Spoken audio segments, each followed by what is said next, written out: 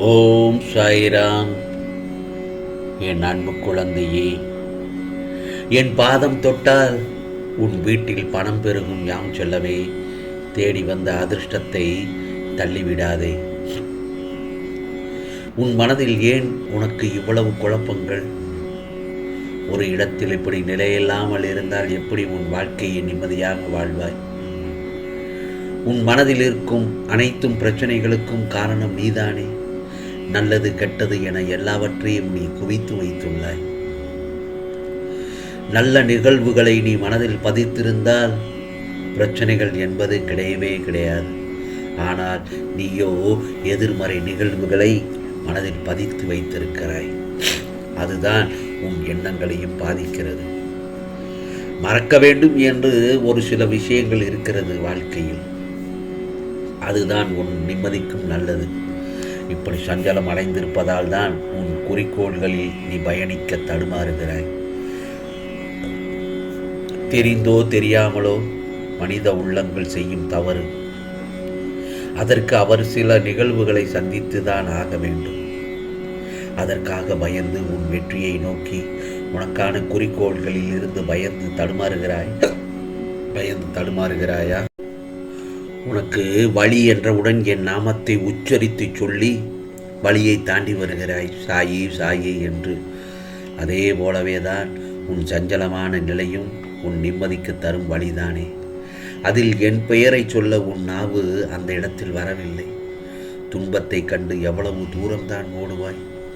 ஒரு நாள் ஒரு இடத்தில் நின்றுதானே ஆக வேண்டும். அந்த தருணத்தில் உன் கழுத்தை நெரிக்கும் போது திணறுவாய். அதற்கு முதலிலேயே அதை எதிர்த்து நின்று போராடு. அதைத்தான் இந்த சாயப்பா சொல்கிறேன். விடாமுயற்சியுடனும் கடின உழைப்பில் போராடு. அப்படி விடாமுயற்சியுடனும் கடினமான உழைப்பில் நீ போராடும் பட்சத்தில் நான் உன் பக்கம் இருப்பேன் என்றும். நீ ஜெயித்து நிறைவாய் வாழ்வாய்.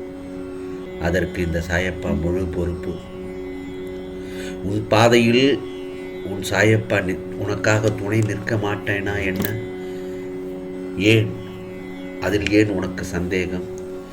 உன்னில் குற்றம் என்ற சொல் வராமல் நான் பார்த்து கொள்கிறேன். மாயை, விதி போன்ற சூழல்களால் தான் உன் மனம் சில ரணத்தை சந்திக்கின்றது. விரைவில் அவள் எல்லாவற்றையும் சரி செய்வேன். அதுவரை நான் கொடுத்த 2 பொக்கிஷங்களை உன் மனதிலும் புத்தியிலும் வைத்து உனக்கான பாதையில் நீ பயணம் செய். என் துணை உனக்கு என்றும் உண்டு. சில நேரம் என் குழந்தையின் நலனுக்காக சில வழியுடன் நடக்க வைப்பதே தீர்மானமாக அந்த மாதிரியான சூழலாக அமைகிறது. ஆனால் அது நீண்ட நாள் தொடரும் அளவிற்கு நிச்சயமாக உன் சாயப்பா விடமாட்டேன். நீ உன் கண்ணில் பார்க்கும் அனைத்துமாய் அகிலத்தின் ரூபமாய் உனக்கு நான் நிச்சயமாக இந்த சாயப்பா துணையாக இருப்பேன். நீ ஜெயமாக நல்ல ஆரோக்கியத்துடன் எல்லா செல்வ வளங்களையும் பெற்று சீரும் சிறப்புமாய் நல்ல பெயருடன் மகிழ்ச்சியான வாழ்க்கையை நிச்சயமாக பெறுவாய். இதோ உனக்கு கிடைத்த இந்த மனித பிறவியினை மகிழ்ச்சியாகவும் சந்தோஷமாகவும் துயர்கள் இன்றி வாழ்வதற்கு 3 வழிகள் உள்ளது. சற்று கவனமாக கேள். 1 என்ன தெரியுமா? இறைவனிடம் சரணாகதி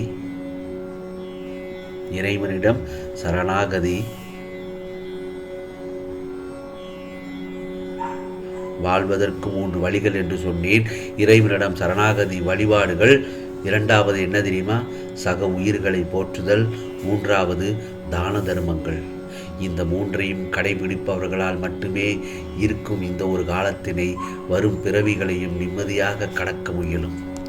உனக்கான காலத்தை நான் உருவாக்கி விட்டேன் இந்த சாயப்பா. இன்னும் சில நாட்களில் நீ அதில் பயணம் செய்ய போகிறாய். எட்டி பிடிக்க முடியாத வேகத்தில் பறக்கின்றது காலம். ஆனால் அதனை ஓட்டும் ஓட்டுநர் நாம் தானே. அதனை நன்றாக ஓட்ட வேண்டும். நடப்பவை அனைத்து நன்மையாகவே இருக்க வேண்டும் என்றால் அது அனைத்தும் நாம் அனைவரிடம் நடந்து கொள்ளும் தன்மையை பொறுத்ததே ஆகிறது.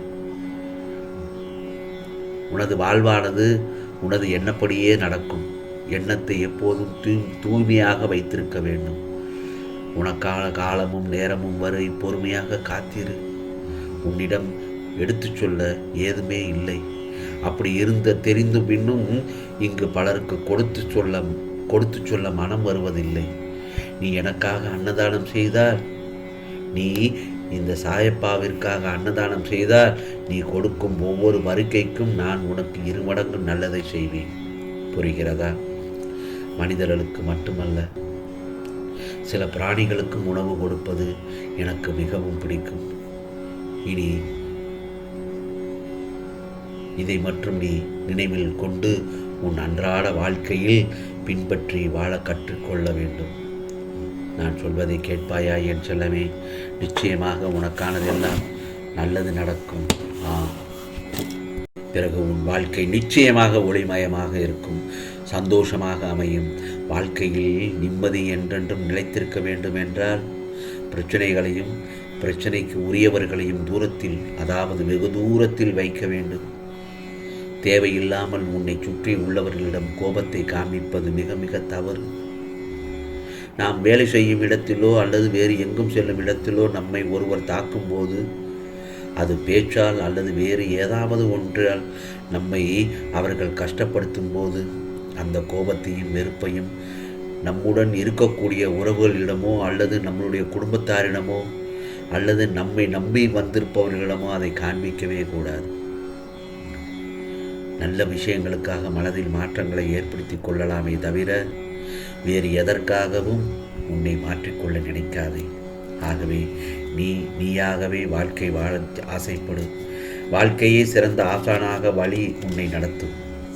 ஆகவே உன்னை முந்திச் சொல்பவர்களை கண்டு கண் கலங்காதே என் செல்லமே. உன்னை முந்திச் சொல்பவர்களை கண்டு கண் கலங்க வேண்டாம். உனக்கான வெற்றியை உன்னால் மட்டுமே நிரப்ப முடியும்.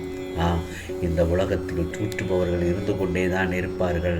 அதை இல்லாமல், அவற்றை இல்லாமல் கண்டு கொண்டால் உனது லட்சியத்தை நிச்சயமாக நீ அடைய முடியாது. உன் கடமையை நீ செய்து கொண்டே இரு. உனக்கு வெற்றி என்னும் பெரிய பொக்கிஷமாக உன் சாயப்பா நான் இருந்து எல்லாவற்றையும் செய்து கொடுப்பேன். நிச்சயமாக கடமை என்பது நீ நினைத்த காரியம். நீ எதை மனதார நினைத்து அதற்காக மனதார வேண்டினாயோ அது நிச்சயமாக உனக்கு கிடைக்கும். ஆம் செல்லமே, உனக்கானதெல்லாம் நல்லதே நடக்கும், நல்லதே நடக்கும். ஓம் சாய்ராம், ஓம் சாய்ராம். ராம்ஜி அருள் கிடைக்கட்டும்.